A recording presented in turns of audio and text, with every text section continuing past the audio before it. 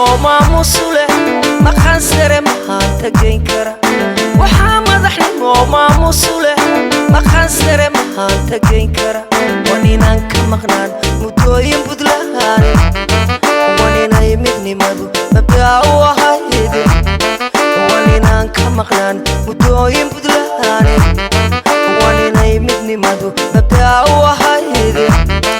وخليفنا عيسى مدن وخليفنا عيسى مدن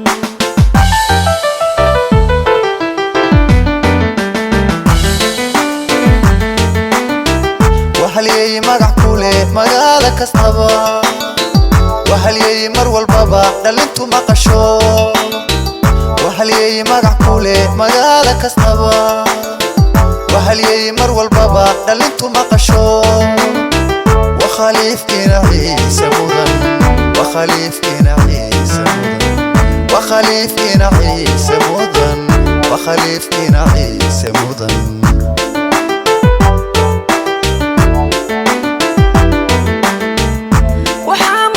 وماموسله ما خسر محانت جينكرا وحامدحني وماموسله hooyooyinka iyo haweenka iyo dhammaan dadka sida habsamida hanaanka iyo hufnaanta lagu soo qayb galay munaasabadeena habeenka caawa aan ku soo dhaweynayno musharaxa madaxweynaha mudane khaliif ciise mudan waxaan marka ugu horeysa ku salaamayaa salaanta islaamka assalaamu calaykum wa rahmatullaahi wa barakaatuh qiimihii xafladan qofba hawshu lahaa qurux buu ku dhamaystay qadarka haatan la joogana la soo gaaray qismadaydii balse qowlka ilaahay iyo quraanka aan ku bilowna waxaan ku bilownaa aayadaha quraanka kariimka idinko mahadsan dadka taagan ha fariisteen inta fadhidana maqalka hana adeejiyeen dhagahooda hana wadaajiyeen albaqriya alfaatiha alifkiya idaa jaa aayadaha ilaahay awoodooda wada siman raalliga ahaada culays badan baa lee dhiibayo gacmihii iyo kala batay mikrofoonadii habeenka caawa waxaan umanayaa tiifiyada iyo bahda saxaafada ayaa aad u badan sida aad aragtaan waxa jooga qaybta live-ka kuusow oo dhinaciisa live-ka ah saaxiibkay Somali Cable oo isaguna habeenka caawa live-ka waa Maxamed Daacad iyo saaxiibadiisa waxa jooga Kalsan TV Cabdiraxmaan Soomaali ayaa jooga iyo anigoo TV gaar ah inta soo habsaantay soo haleeli weydiyo inta soo hilowday halka noogu timeeyay hambaliya salaan iyo hibanay gudoonsada marka ugu horeysa anigoo ku hadlaya dhammaanba dadka sida habsamida hanaanka iyo hufnaanta leh uga soo qayb galay munaasabadeena lagu soo dhaweynayo habeenka caawa ah mudane musharax madaxweyne khaliif ciise mudan waxaan u yeeray cabdiqaadir birir waxaan cabdiqaadir caawa xaaladu waa bedelanta ilaa sultaankii baa maraya axmed geelle marka daflana dhinacaas u ka taagnaa marka wuxuu igu yidhi war khaliif baadan aqoonay ninkani waa xaaladu caawa waa cirka cabdiqaadir khaliif waa nin injineerawi wadadii barameed dhismay walaal injineerka iga dabaray wuxuu yiri wax kala aadan aqoonay saaxiib khaliif waa nin generaal ah waligayba karaashkof iyo karabin ma qaadanay korreelkan iga dabaray wuxuu yiri war khaliif bii waa sahalow khaliif waa nin baylooda buu yiri waligayba ma duulin maaniga damal raacay mana aaday dubay iga daa bayloodkaas wuxuu yiri dan kala aad wadataaye khaliif waa nin muraad leh مجتمع أوديجا ومساكين توحسية مدة سنة سكور عن أنا جا هم خاتي ومالته يوم القيامة ليس وفتحة خليف ونمرال إن ويا هي أنت سوى أردتي أولي بالنية هذا أخبار تيدا لبعض بلان كبلا وحكوا بلا بيا مركوه الرئيسة لما وايد سلام يا سلامة إسلامك مركو هوري مدحوينه مرشح مدحوينه وحن كوسو دوينه يا مجا جالية دا رير بنتلان UK waxaan ku leenahay xafladan ku soo dhawow gabdhaha soo qaban qaabiyay fadhigan quruxda badanna waa u mahad celinaya aniga soo dhaweyn buu ahaa xaalkaygu inaan qaato oo aan madaxweynaha soo dhaweeyo hase ahaatee waxa la igu daray inaan akhriyo CV-ga murashaxa intaan ka xusuusto marka haddaan iraahdo ma soo koobi karayo kolta dhowr waraqood baa la ii dhiibay laakiin waraqihii ma dhamay karayo khaliif ciise mudan waa nin reer Puntland ah ku dhashay magaalada Boosaaso 53 dugsiga hoose iyo quraanka wuxuu ku bartay magaalada Boosaaso kadibna dugsiga dhexe iyo kii sare wuxuu u tagay Xamar halkaas oo markuu u dhameystay dugsiga sare uu galay ciidanka qalabka sida ama xoogga dalka Soomaaliyeed oo loo diray waddanka ruushka halkaas oo ku soo bartay duuliyanimo MiG-21 diyaaraddii la dhihi jiray oo ahayd iconka waqtigaas ciidanka ay isticmaalaan kadib wuxuu noqday darajooyin badan buu ka qaatay ciidanka hogaamo badan buu ka soo qabtay dugsiga tababarka oo kismaayo isagoo wax ku bara biologiyada bara afrikaan scholarship baynu bixin jirnay waqtiga inagu wadamadan hadda inaga ciidamada inoo soo diray buu tababari jiray oo tababaro u ahaa kismaayo muddo kadibna waxa uu ku soo noqday shaqadii active-ka ahayd oo macallinimadii uu ka soo laabtay waxa uu tagay Ballidogle oo uu ka noqday taliye aakhirkii markay dhacaysay janan buu ahaa taliyaha ciidanka cirka ayuu ku magacaabaa intaa waxa u dheer Khaliif waa nin ganacsade ah oo waddanka aan ka bixin intii ay dawladdu inaga duntay ganacsi fara badan ka sameeyay ilaa haddana ah ganacsade waxa aan anigu ugu tegay Boosaaso isagoo ah wasiirka amniga dawladdii Cabdiraxmaan Faroole ayuu ka noqday wasiirka amniga waxaan ka warqabay oo si hoos uga la sheekaystay in uu isagu budgetka dawladdu u allocate garayso in la eg ama ka badan uu ku dari jiray personal ugu dari jiray taa macnaheedu waxa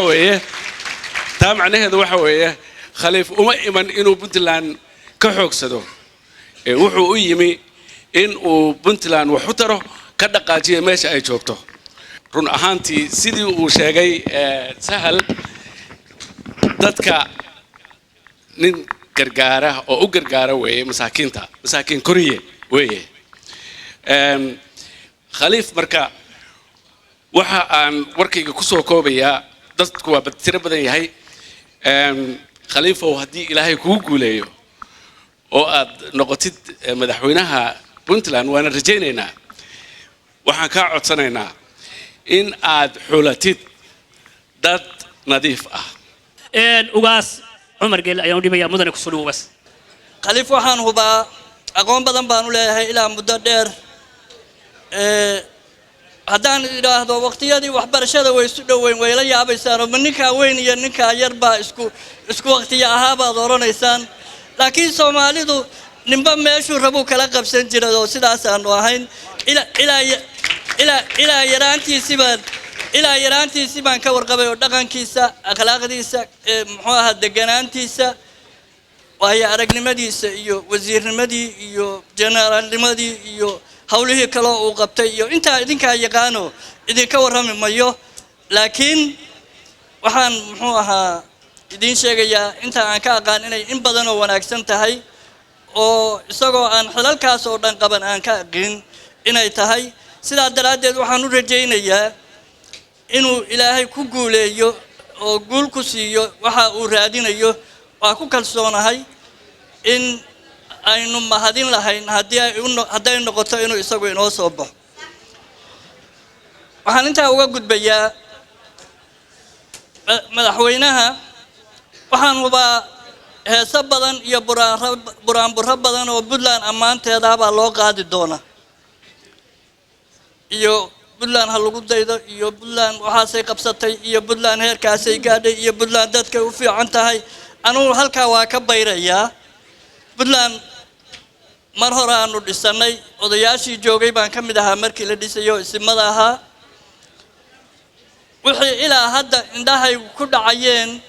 ee aan xoogaa is-iri ilaahu yaa saa ka dhiga baan kaala hadlayaa anuu ammaantii kaala hadlimayo marka si haddii Ilaahay kuugu guuleeyo ay calooshaada ugu sii jirto ammaanta kaliya aanan kuu maqashin laakiin waxa jira kuu maqashino مرشح مدحوينه Puntland waxay magaceedu aad u shaqeeyaa oo dadkeedu isku mid yahay oo isdhaxgala oo magaceeda la wadwadaa 10 bari oo ay doorashada doonayso 10 bari markii la dhaafo carabtu waxay tiraahdaa qadiyada markii ay rajo beesho oo laga quusto waxay tiraahdaa هذه القضية داسي وقعت على كف عفريت بيكون عضي بيجي عفريت قعنتي سيكون عضي قضية ده هلا يستجهره marka waxaan u dhibayaa uwaas abshir siciid baan u dhibayaa suu isaguna munaasabadda uga qayb qaato khaliif hambaliyo waa ku hambaliyeynayaa musharaxnimadaada waxaana leenahay ilaahay haddii uu khayr kuugu jiro ha kuu sakhiro kollay waddadu waa dheerdhahay musharaxiintu waa badan yihiin ilaahay ninkii uu calaf ugu daro ayaa helaya waynu la soconnaa taariikhda puntland sidii ay ku soo doorashooyinka badnaayoo ka dhacay ilaahay ninkii uu calaf ugu daro ayaa helayay qof maaragtay meel isaga taal ma jidho marka haddii calaf kugu jiro ilaahay ha ku sakhiro baan ku leenahay taasuna waa mid tan kale maamulka puntland oo wakhtigiisii madaxweyne cabdiweli iyo dowladdiisa wakhtigoodii dhammaaday oo ilaa hadda laga leeyahay inay guddigii komishinka magacaabaan inay baarlamaankan hore u joogay bedeli lahaa ay soo diyaariyaan shaqooyinkii laga rabay ilaa hadda ma muugato hadda ka horna taa waa ka hadlay anigu waxaan leeyahay simada reer puntland waxgaradka dadkii dhisay puntland in arrintaas loo aragti dheer loo yeesho waay in arrintaa doorashooyinka sidii ay ku dhici jireen ee sharafta iyo karaamada lahayd reer puntland waa hooyadii soomaaliyeed waa tan ay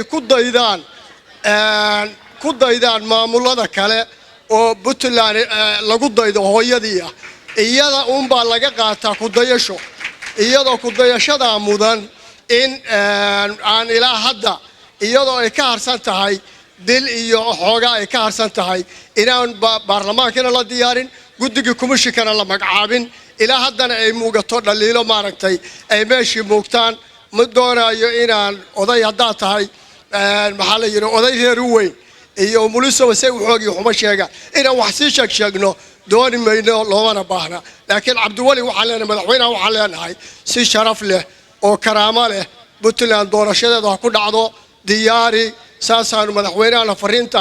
ayaan farayaa idinkana aad baan ii soo dhawaynayaa aad iyo aad baa umahadsantay wasalaamu calaykum waayahay aad buu mahadsan yahay markana waxaan codsiyaha siinayaa mudane xasan axmed saalax xasan soomaali mudane kusoo dhow waxaan aad ugu faraxsanahay xafladan qiimaha badan oo aynu ku soo dhawaynayno madaxdeena sharafta leh musharax khaliif ciise mudan iyo jenaraal cabdullaahi axmed jaamac waxaanu leenahay soo dhowaada qaali baad nagu tihiin qalbi furan baanu idinku soo dhawaynaynaa geeda marka la lisaayo waxaa jira tuldo korlis baa la yidhaahdaa marka hadhuubka lala galo 2-3 yaa hashii korliska ahayd loo yimaadaa markaasaa hadhuubku saqaadhaa huu xumbadu cirkaa soo mariya adigu waxaa tahay kii maanta loo baahnaa xumbadana cirkaa marin lahaa ilaahay waxaan ka baryayaa in alla kugu guuleeyo laakiin awal xanja ay ugu dhegsanayd xanjadii waxaa iga tuurayaa naaska waa ruxmayaa naaska iga tuuraya xanjadii waxaan leeyahay khaliifow haddii alla kugu guuleeyo waxba furfuri maayo wax badan baa dhiman waxaad ku dadaashaa waxaa dhiman nin weyn baa tahay waddanka kama aad bixin adigu gurbajoogta madaxweynaha doonata ma tihid waxaad tahay nin waddanka intaa joogay ganacsado ka noqday sarkaal ka noqday cadaalad ku dadaal waxa dhimanna ku dadaal Puntland waxaanu nahnaa hooyadii baanu nahay dalka iyo dowlad goboleedada wax badan baa ina ka dhiman waxa badanna madaxweynaha kaliya bandhibo waxa dhima shicibka iyo madaxweynaha iyo dowladda kale gidi waa wada dhimaan laakiin waa inaan ka timaadaa marka hore madaxweynaha dadaal ilaahay inaan kula qabto khayrkana ilaahay inoo waafajiyo. Haji Xasan wuxuu ikiinoo hagaagay noqon loo han weeyahay amiin baanu leenahay marka waxaan codfadiyaha u dhibayaa Cumar Jaamac waa Cumar Dhamo weeye mudane ku soo كل يانوجو أنت هذا مرشحين توان مغلي ما قد دي بحكي من دونه وأنا كانوا أقوم بدنا كنتي أقون قف أنتي اللي يقانو يعني قانا إنك استو واسك هديدو يقسي هرية ولا يهجرانتي يا أردينا ودي لكن أنا wax badan oo lagu sheegay oo wanaaga waa la qabaa khaliif hawlo badan baan wada galay oo Puntland laga qabanayay iyo North East region intay ahayd oo hore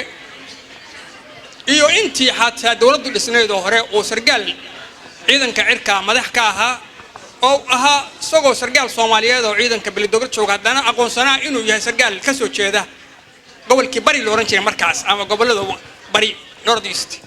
sidii loo sheegay ba khaliif Puntland ka tirsan oo joog laga bilaabo ayadoo dayuurad laga aqoon wax keena oo ay kala go'an tahay ninkii bilaabay buu ahaa isgaarsiinta bilowgeedii ninkii bilaabay buu ahaa difaaca u horeeyay weeraradii dawladaha uga yimid oo lagu soo weerarayay Puntland kii ka qayb galayay buu ahaa ilaa hadda dhulkan uu sheegayay ma qad ogaaska qof uu haaya dhulkan bari oo dhulka ugu khayraad badan ah oo isgaarsiin la'aanta lagu tilmaamay runtii waxa weeye aqoonta uu leeyahay ma filayo nin u kala inuu jiro sababtu waxa weeye hadda markii u dambeysay hadda ma soo baargal iyo lafa goray iyo caluule iyo ilaa tooxin buu hadda wuxuu ka hawlgalay oo joog aniga ayaa inta la fikra waxaan ku leenahay mudane khaliif hadii waftigaagu soo dhawaada waxaanu yeelayaa marka codfadiyaha u dhibayaa mudane aadan shire ku soo dhawow gudoomiyaha odayaasha iyo guurtida jaaliyada Puntland weeye ku soo dhawow mudane waa aadan shire weeye إلهي سبحانه وتعالى هل كان سوكن كان عاوة يا مهاد ودن إسكاله وحن مهادو علينا تدكي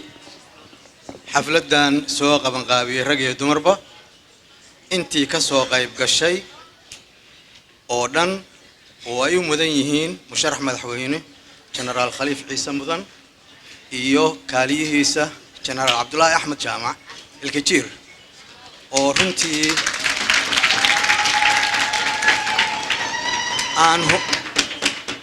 aan hubo inay yihiin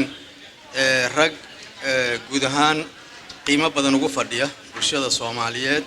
gaar ahaan reer Puntland wax badan ka soo qabtay khaliif waxaan u malaynayaa amaantiisa wax badan baa laga hadlay laakiin anigu waxaan hore uga soconayaa khaliif waxa weeye madaxweynihii wuxuu u tartamayaa haddii alla idmo xilka madaxweynihii lixaad oo Puntland oo la qabanayo doorashadiisa haddii alla idmo bilowga sanadka soo socda waxaan leeyahay khaliif iyadoo la sheegay inuu inta dalka joogay nasiib fiican buu leeyahay waqti fiicanna waa isku soo beegay waxaana u muuqanaya waxyaalo badan oo uu ka faa'iideystay khaladaadkii dhacay intii uu soo joogay dalka taladii raggii ka horreeyay soo qabteen raggii talada soo qabtay bilowgii ilaa hadda Cabdullaahi Yuusuf ninka la oran jiray Maxamed Cabdi Xaashi Generaal Cadde Muuse Xirsi madaxweyne Cabdiraxmaan Faroole iyo madaxweyne Cabdi Weli oo hadda xilku ka dhamaanayaba wax badan bay soo qabteen wax badanina sidii la rabay ugu ma hagaagin adigana waxaan rajaynaynaa xilka haddii Ilaahay kuu garto wax badan baad qabanaysaa haddii alla idmo waxaad rabtidna qaar baan kuu suurtagelay sababtu say doonto ha noqoto laakiin waxaan rajaynaynaa wixii inaad horey uga sii dhaqaajiso waayo aragnimadaada ka faa'iideysato wacyiga ka faa'iideysato waxaan kugula dardaarmayaa ka oday reer Puntland Soomaalina ah Puntland iyadoo curdan ah baa jilaafooyin loo dhigay Ilaahay waa ka badbaadiyay raggii markaa joogay oo aad ka mid ahayd baana ka badbaadiyay jilaafooyinkuna markasta way jiraan marxalad kasta way jiraan marka waxaan ilaahay ka baryayaa kaana codsanayaa jilaafooyinka jira inaad noqoto kii ka badbaadiya haddii aad xilkaa ku guulaysato haddii aadan ku guulaysan xilka macnaheedu maaha inaan lagu rabin macnaheedu maaha inaadan u qalmin markaasaysan kuu qornayn marka ha ka caajisin ha ka daalin waad u qalantaa waa ku jecel lahay waanad u qalantaa marka wakhtigaaga waayahay rag baa sigtay oo ka nabad galay markaan maadaama laga hadlay bariga fog waxaan u malaynayaa wakiilkii bariga fog ayaa la jooga waxaan u yeerayaa faarax haddii ilaahay kuu guuleeyo khaliif laba qodob baa nadaashada annaga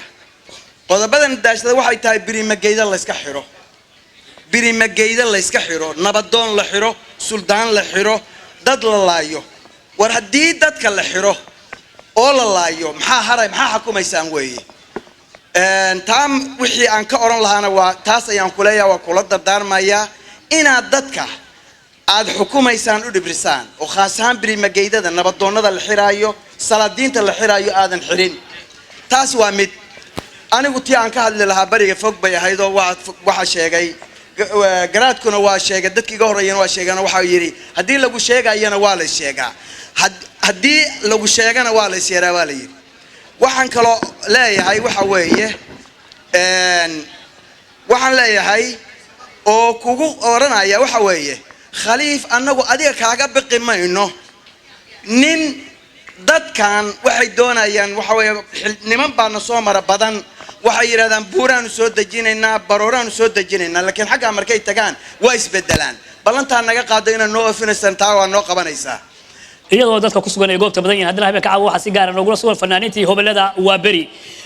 waxaan u malaynayaa inaa codadkooda maqli doonta haddii allah wada raalli ka noqdo qaar ka mid ah haddii aan ii sheego waxaa fadhida faadimo maxamed axmed shaxshaxle ayaa fadhida waxaa goobta ku sugan xogayaha ururka fanaaniinta africa aasiya yurub oo isaguna madasha ku sugan oo waa musikaystihii weynaa maxamed macallow nuur magacaasaan ka baqay in ugu adkaado marka macallow waa ku celinayaa macallow nuur mudane soo dhawow soomaaliya puntland horta sharaf ay ii tahay dad badan waxay isweydiinayaan maclow maxaa soo istaajiyey waa 4.5 soomaaliya waa isdhaqaana laakiin abwaankii wuxuu yidhi ruuxa galo abaal mar baa loo gudaa aniga in yar warbixinaan ka bixinaa saaxiibkayga khaliif ciise jananka khaliif wuxuu abaal u galay kooxdii shamsul amal waa beri aan madaxa u ahay 1998 shirki loo baahnaay in boosaas la geeyo oona hogaaminayeen qunsulkeena hore cabdulqaadir xirsi iyo abwaan marxuum cali sugule iyo anigoo kooxda madaxa u ahay 35 ticket ayuuna sii free iyo 2 bilood aan ku maqneen bari meel arko kharashkeena asaga iyo fawzi ayaa qabay marka anaga qoladayna fanaaniinta 4 qafood anagoo 4 qafood waxaan ballan ku qaadnay nin kastoo Soomaali abaal u galo inaan siino calanka Soomaali waxaana ku dardaarantay dalees way dhimatay faaduma qaasim allah yarxamo dhimatay ani axmed ajin waxaan ku soo jeednaa nin kastoo Soomaali wax u qabto inaan calankaas siino mudan qafiif igu doon calanka Soomaali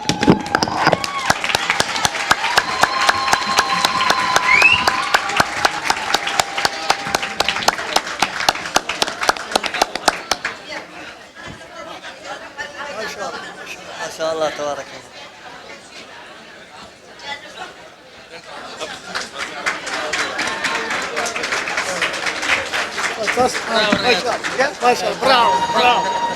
marka waxaan u yeerayaa mudane ekis gudoomiye caasimadda garowe waa wada garanaysaan baan u malaynayaa magaciisa intaana ku dhawaaqin axmed siciid shoodhe haddii uu maqlayo imaanshaha intaan qof ay ka soo qayb galeen in doonidda ay ku doonayaan inaad samata bixisid Puntland madaxweynaha mustaqbalka inaad noqotid waxay ku muujinaysaa intaasoo qofood adiga ayay ku yimaadeen runtii waxaan rabaa hal kalmad inaan iraahdo shacabka meesha jooga hal kalmad inaan iraahdo musharaxa kalmadda musharaxan ku hormaraya waxaan goobjoog ka ahaa dalkii hadda anigu ka yimid wax yar baan ka soo horeeyay khaliif dagaaladii dhacayay goobjoog baan ka ahaa khaliif maalintii colaadu ay dhacaysay annagoo safka hore joogna maalintii ku xigtuu dalka yimid tuutuu soo qaatay ciidankii u dhex seexday nin kaloo musharax ah sameeyey haba yaraatee ma jirin waxay taa muujinaysaa khaliif diaspora maaha dalka xoolana waa ku leeyahay waana joogay wasiirna waa soo noqday wasiirka amniga wuxuu dareemayaa ciidamadu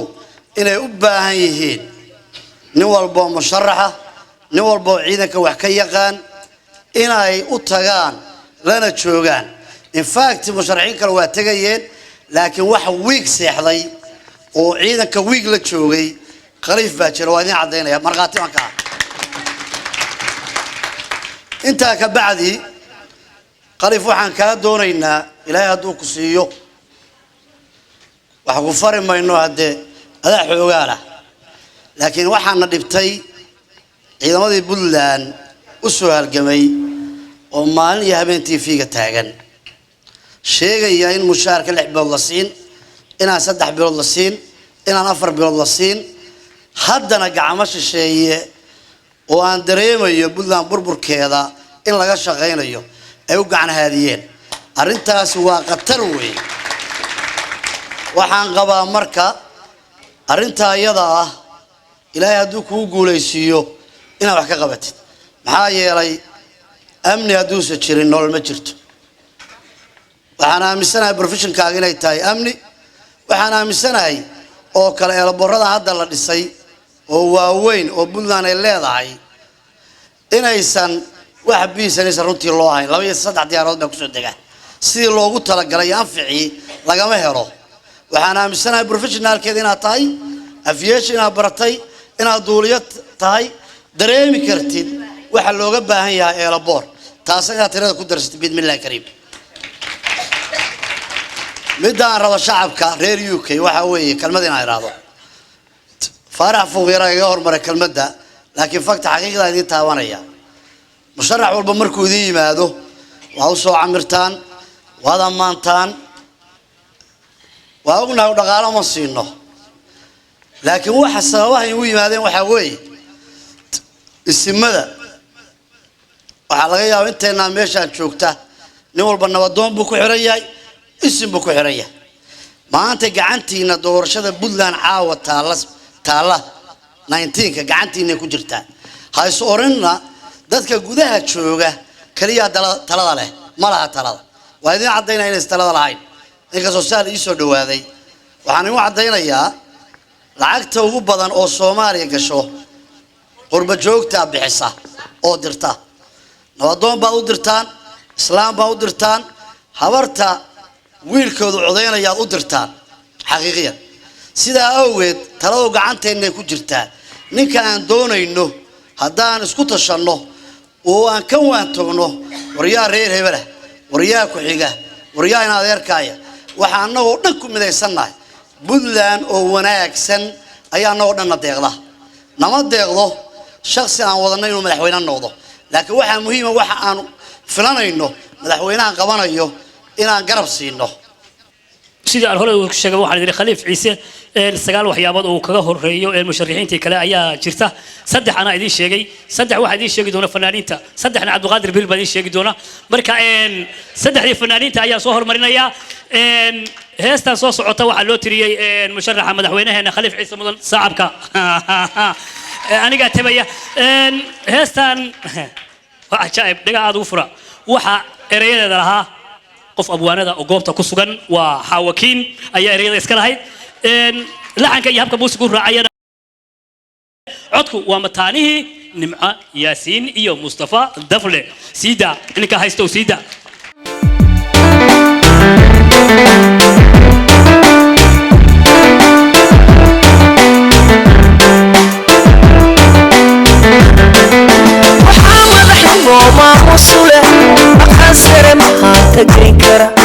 waxaa madaxnimo maamusu leh dhaqan sare maxaan tagayn kara waa inaan ka maqnaan muddooyin Puntland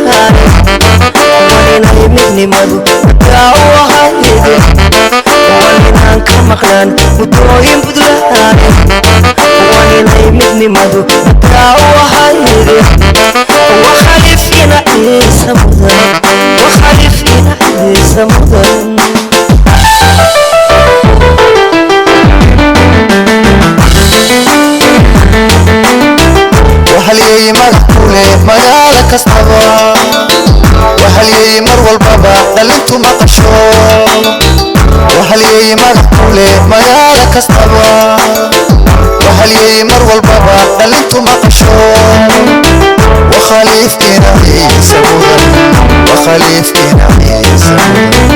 وخليف كنا عيسى مدن وخليف كنا عيسى مدن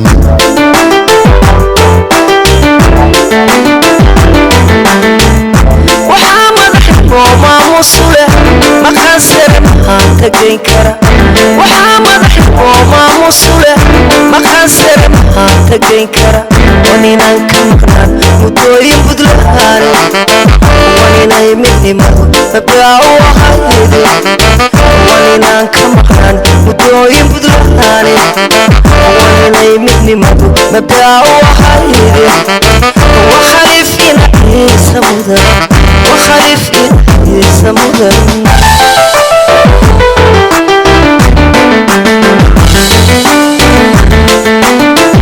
وحلي مقع كولي مقالة كستبا وحلي مرو البابا دلنتو مقشو وحلي مقع كولي مقالة كستبا وحلي مرو البابا دلنتو مقشو وخليف كنا عيسى مدن وخليف كنا عيسى مدن وخليف كنا عيسى مدن وخليف كنا عيسى مدن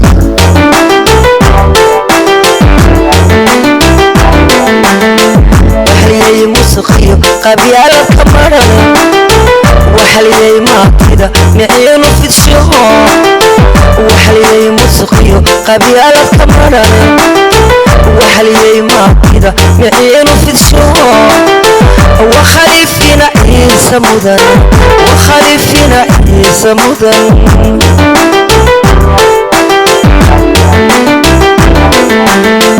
وحلي موسيقي قبيلة كمرن وحلي ما كده معينه ترى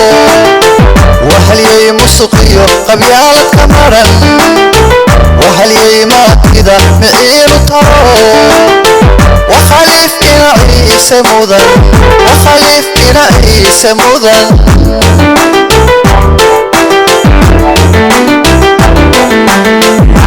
مانتنا مدحويني ومقضاها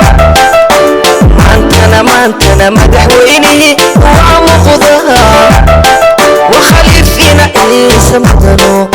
شعبكم مرحبين يان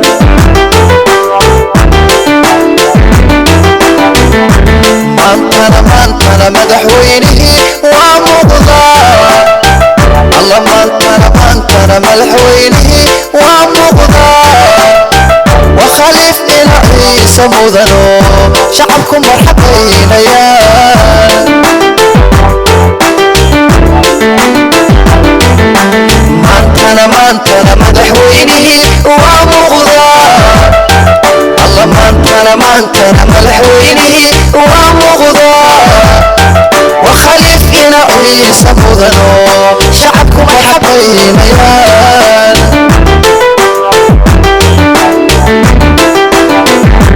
مانتنا مدحويني ومقضاها الله مانتنا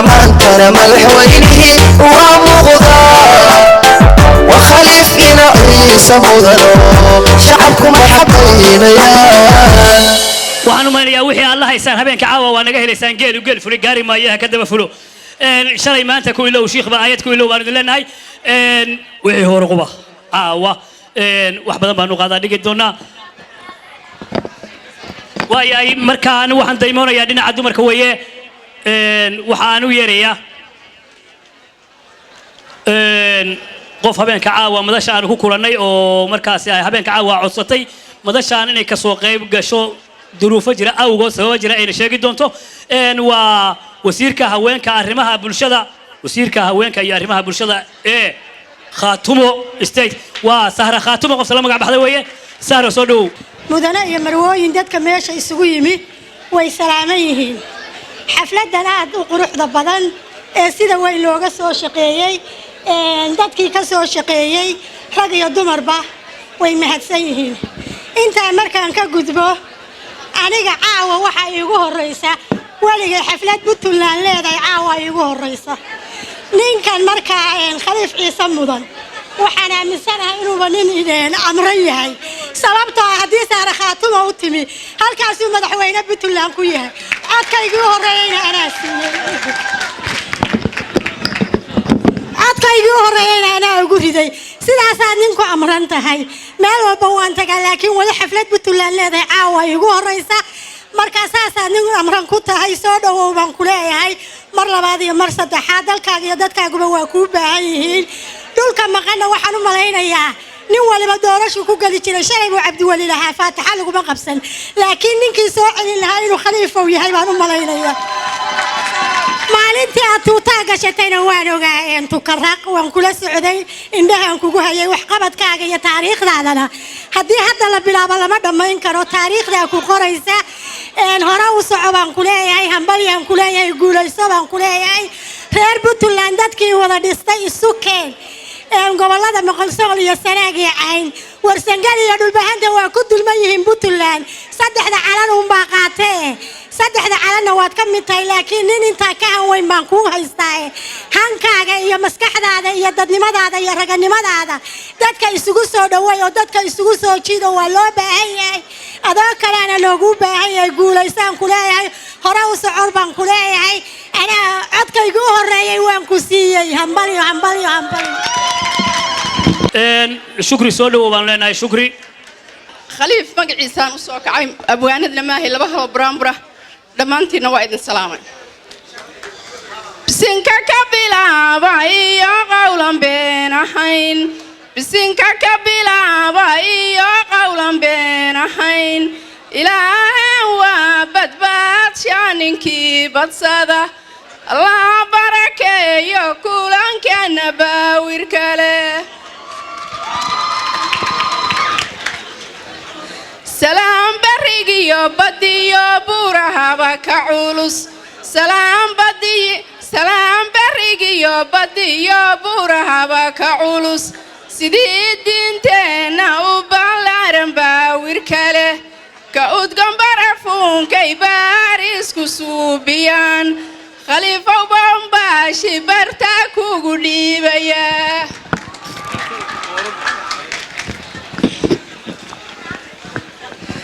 hadalkaynan badiyo booskanumaan iman hadalkaynan badiyo booskanumaan iman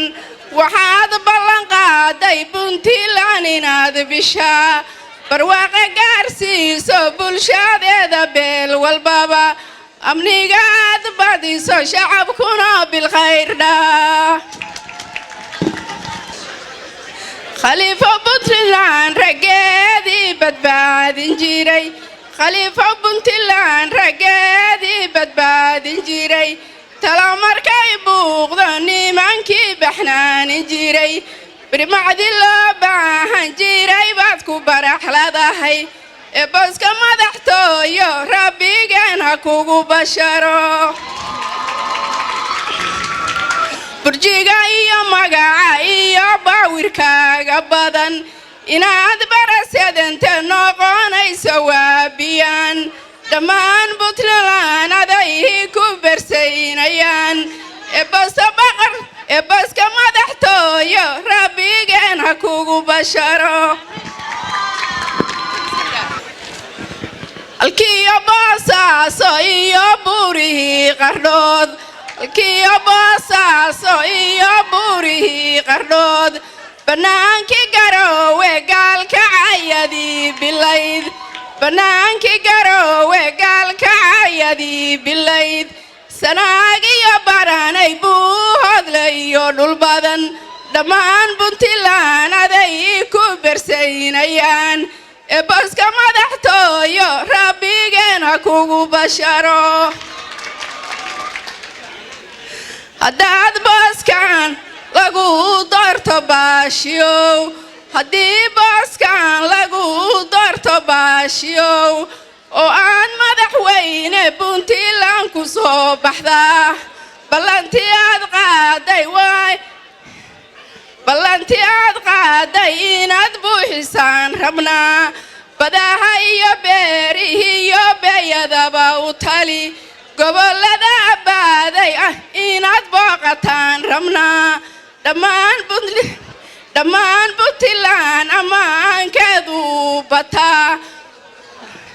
baska madaxtooyo rabbigeena kugu basharo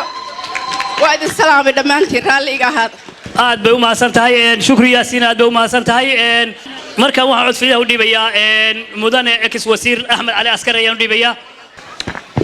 السلام عليكم ورحمة الله وبركاته دمانبا أخيارتنا مدشة يسقوتني وإن سلام يا سلام قلبي قابان إذن سلام يا سلامتا كسوكو وفتقا أينو عاوة baashiraad dooda iyo soo dhawayntooda iyo marxabaysiintooda aynu isugu nimi musharax khaliif ciise mudan iyo garab joogihiisa janan ilkajiir labadaba waxaan ku soo dhawaynayaa magaalo madaxdeenna aynu inteennan halka joogtaa inta kalena wakiilka ka nahay intaa ka sokow waxaan u malaynayaa wixii ammaan iyo aqoon lahaa horeynu u sheeganay anna in yarun baan ku darsanayaayoo khaliif waa saaxiibkay macrifo dheer muddo dheer waana soo wada shaqaynay dalkeenna iyo puntlandna waa ka soo wada noqonnay wasiiro haddana hankiisa iyo horumarkiisa iyo khibraddii la sheegay halka aanu higsanayno waxaanu jecelahay halyeegiina gaadhsiin lahaa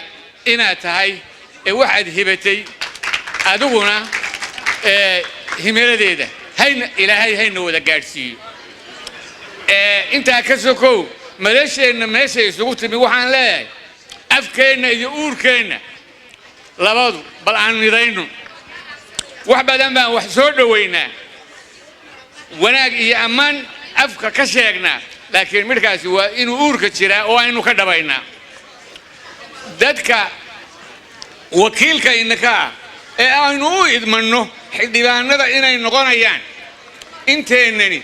waxaynu ku leenahay culays badan odayaashoodii haddaynaan ahayna garbahoodii baynu nahay hoggaan dhaqameedyadeennii iyo guurtidii intaba waxaynu ku leenahay inaynu waxa aan rabno iyo wanaaggu waxa yahay oo inuu sheegno intaa musharaxa aynu ku taageero intaa ka sokow dee hadal la sheegay iyo wixii hore aynu u tilmaannay ma habboona inaan waxba kaga noqdo musharax khaliif ciise mudan mudane jaalle taliye soo dhowow waxaanu kugu soo dhowaynaynaa qalbi furan waxaanu kugu sagootiyi doonaa sidaas si la eg waxaanuna jecelahay guusha inaynu wada gaadhno waa mahadsantiin wasalaamu calaykum waraxmatullaahi wabarakaatu waxaan u mahad celinayaa guddigii qabanqaabada ee barnaamijka soo qabanqaabiyey gaar ahaan dhinacii gabdhaha ayaan u mahad celinayaa gaar ahaan waxaan u mahad celinayaa qoftii iyadu habeen iyo maalin shaqaynaysay waa Saynab Faarax Ciise weeye aad baa u mahadsan tahay Saynab xilliga mar hadii la soo gaaro waxaan manayaa muuqayga gaaban waa idin dhibay baan manayaa muuq dheer baan idin raadinayaa Cabdul Qaadir Dheerow saaxiibkay dhabeed oo dhacdadii iyo waayaha ninka ila dhadhamiyow Cabdul Qaadir Dheerow saaxiib wali saaxiib waa ka iska leeyahay laakiin colaad baa inoo dhaxaysa intii duuble baa ku doortay waa soo yar koobeena moogta intii duuble baa ku doortay duqaydeenna ku doortay intii diinle baa ku doortay intii digridaa ku doortay intii duunyala ku doortay intii danyara ku doortay intii darajada ku doortay difaaca ku jirta ku doortay dibad joogga ku doortay dal joogii baa ku doortay dumarkoo idil baa ku doortay da'yartoo idil baa ku doortay dabcigaaga lagu doortay dulqaadka lagu doortay deeqdaada lagu doortay sidaas sheegay buntland adiga u dooran nadaadihi khaliif madaale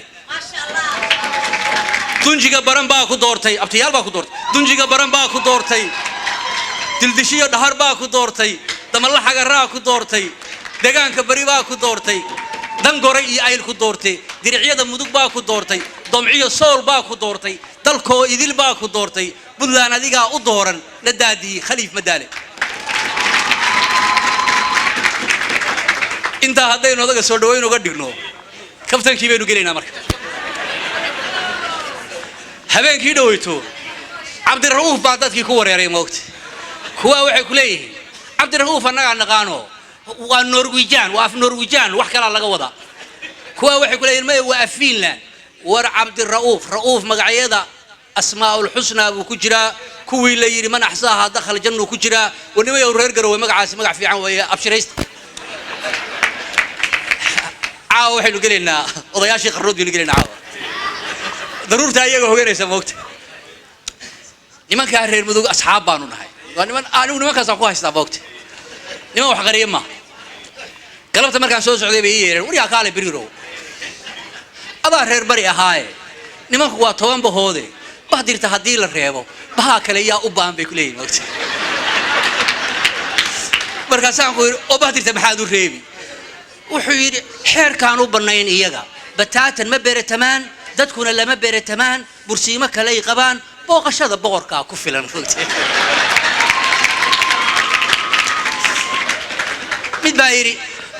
واللي ما كي بحدو البان تميبو يرموت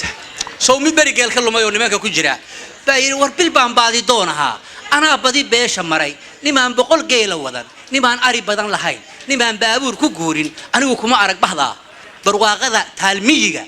بندرك بلغ مهرو ورها بركعين خيره ما فهمت سياسة هاوقو باقي نما كاسال كودا اسكي جوجي مكلي بوت سامي بايري وبهي قوبتينا بيدي كل كاسيري ورما هلا بليغ لا وبحي ما بيا يبال له بيا ميل بال له ما بر عوصلو سو اركو افتين لا بيشر وعاقلكي غود موقتاhay ما بري هوسو ودغاي ما بلانقاد bay qabaan ma cid bay bari taarayaan ma hayno bareerahooda nimanka bareerahooda ma hayno yoo xidmacsan mid kale ayiri war xarigi baylame markaasuu yiri war baarlamaanka ileeyeen waa saxamar bay jiraa way boot saamid bayr oo hadda ma bahadu bays suu yiri waa waray war kuwaasi boo haaro way garow iyo baalasheeda birta dheer bay digaan laba isagay moogtay reer mudug waa fanay moogtay markaas mid yiri war heedhe baa calidoodi aaway baa cali yuusuf ee kuwii la midka ah wuxuu sheegay isxulkii moogtay markaasuu yiri ma bahwadaag warba wada gabar wax baratay hada waliba PhD degree ayaa sanadka u fadhida markaasuu kulay maxay taas war majaalnayaaliga baa la yiraahdaa ma taqaanid mid baa wuxuu yiri war heede nimankii u badnaa kahrabada iyana beeshoodi meeday moogta kahrabada wad garanaysaa moogta Allah yarxam abshir muusda ku rushay macna berigi kolkaasuu yiri inna lillahi wa inna ilayhi raaji'un sidii abshir loo budrigay wallahi booski nin buuxsha bariyaha caamiriga muuqan waxba sabidhaamay eega نبى صوب حي برلبات ما قاسوا يركاسم حوها ورجعنا في بالي هذا دبي وحبوك يمادى بكليه نمانك عجائب سر هل كي مركز وسعودان بيتجي يعني وقتها سبب النزول كي حتى يكون أمانة وعجائب متى يستاجوا حيري ورني من بدن بان وجهي بضح مربان وجهي بايع مشتران وجهي بركان نص لبان وجهي بخار لبان وجهي ولي بيسانيين markaasuu kulay nimanka bax gareen la yari war nimanka bax gareen la yari buntland iyo beelaheeda burcad baa la isku mariyay iyagayna badbaadin kara nimanka codka aan ku boobno waliba la mubaayacoona sida asxaabtiiba kulay marka taakiid buu sameeynaa oo mid baa wuxuu kuleeyahay war nimankii xaajeyn jir lahaamaya markaasuu yiri ha war nimankii cali xaaje siciid lahaamaya markaasuu yiri ha ورهيد حاجة مريء حاجة فارح نمكي الهامية مركزوا يرجع والله ورنمكي حاجة الله ريع عيسى مود الهامية مركزوا يرجع ها وروانا الله يقول نقول يبكليه وقتها مركان الميكروفون كده وقرنا يا واحد رئيس الوقت عاو كفته كل يلعبوا كرريا وابتي يسيه ورويل ابتي لو يهدى كفته نقيه لي ما اخره حسابته قهيل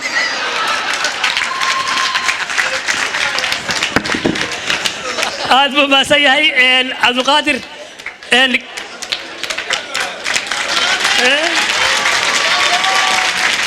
waxaa madasha marti noogu ah fanaan caana oo isagu noolba nooga soo kicitimay markaasna habeenka caawa uu talagalay codkiisa inuu maqashiyo mudane khaliif ciise mudan waa fanaan caana oo la yiraahdo maxamed waa royal sida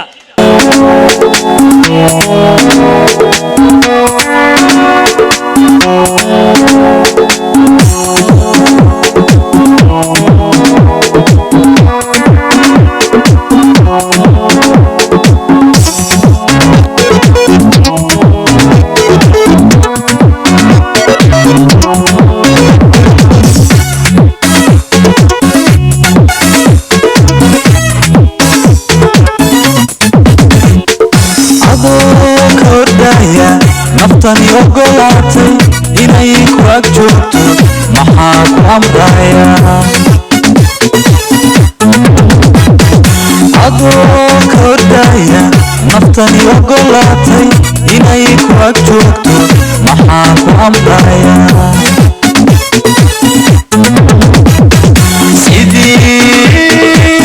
sidii u bixiyey maxay dhahayga ku eege u muuqdaa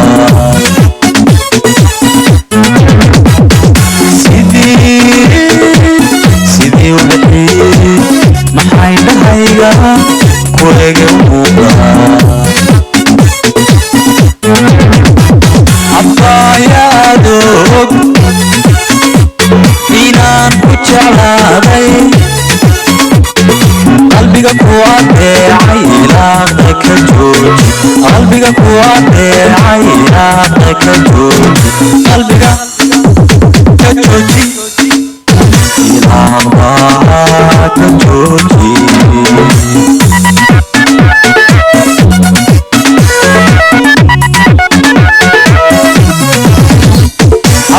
abbayaadog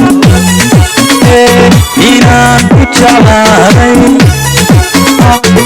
qalbiga ku adeecay ilaaqda ka jooji qalbiga ku adeecay ilaaqda ka jooji qalbiga ka jooji ilaaqda ka jooji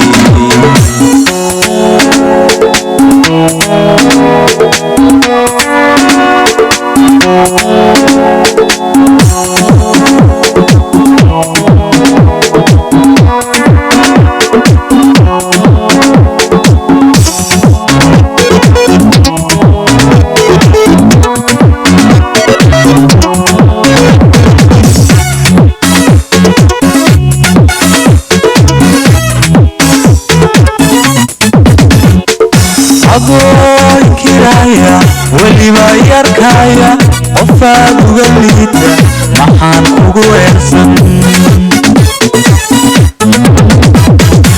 agoon kiraya weliba yarkaya qofaad uga liita maxaan kugu eersan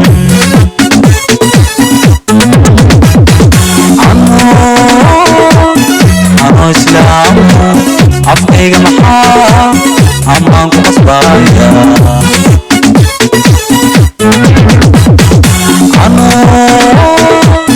anoo islaamu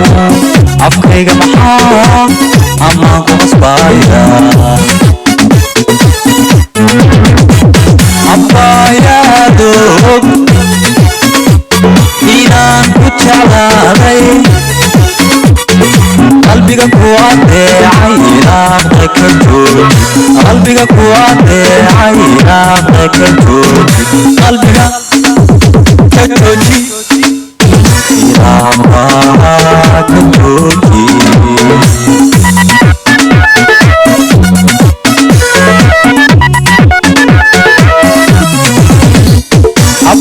abbayaadog inaan ku jeclaaday qalbiga ku adeecay ilaaqda ka jooji qalbiga ku adeecay ilaaqda ka jooji qalbiga ka jooji ilaaqda ka jooji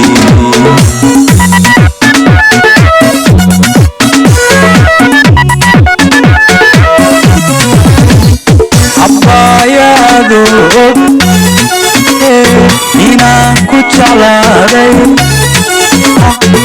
qalbiga ku adeecay ilaaqda ka jooji qalbiga ku adeecay ilaaqda ka jooji qalbiga ka jooji ilaaqda ka jooji mudane xasan caynaanshe ayaan u dhibaya codfidyaha mudane xasan caynaanshe oo goobta ku sugan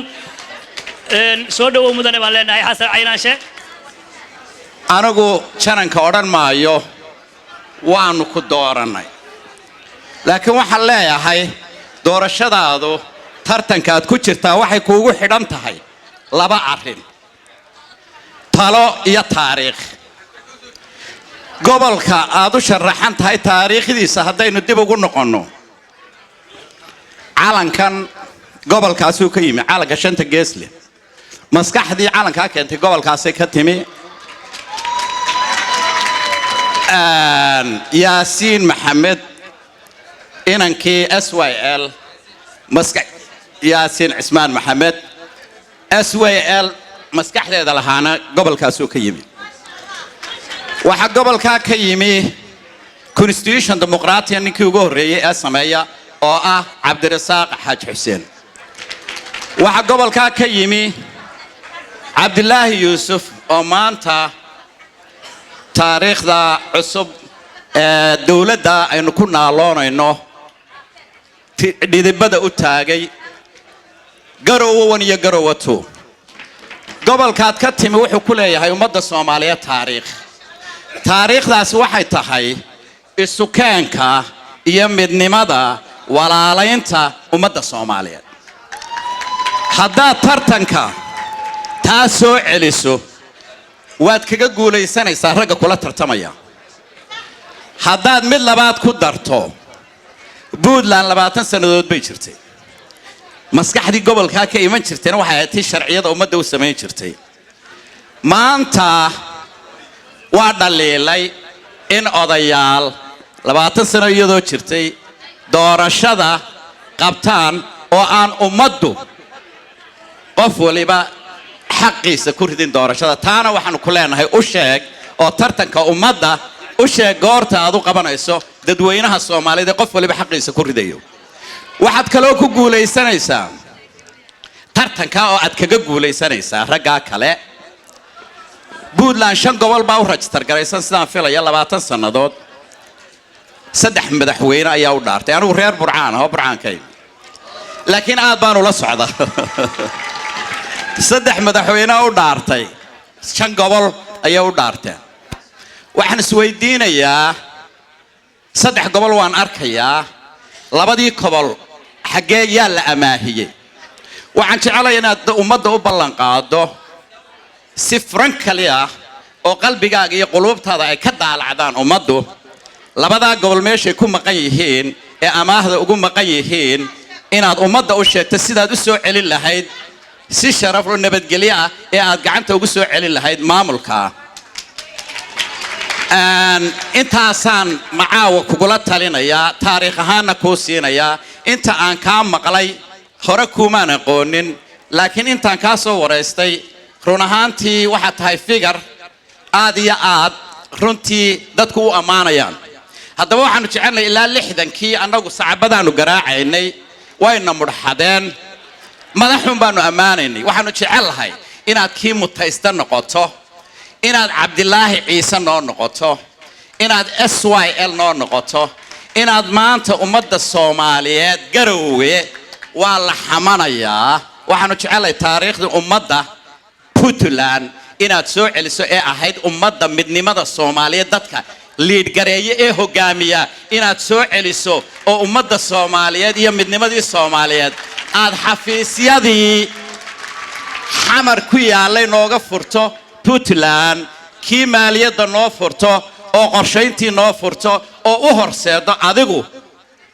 ummadda Soomaaliyeed u horseedo inaad qarannimadii iyo midnimadii aad hogaaminayso oo Puntland ay noqoto meeshii laga hogaaminayay ummadda Soomaaliyeed iyo qaranka Soomaaliyeed oo aad ku midayn lahayd aad baan ku salaamayaa idinkuna aad baa u salaamantiin markan waxaan u yeerayaa gudoomiyaha haweenka Soomaaliyeed ee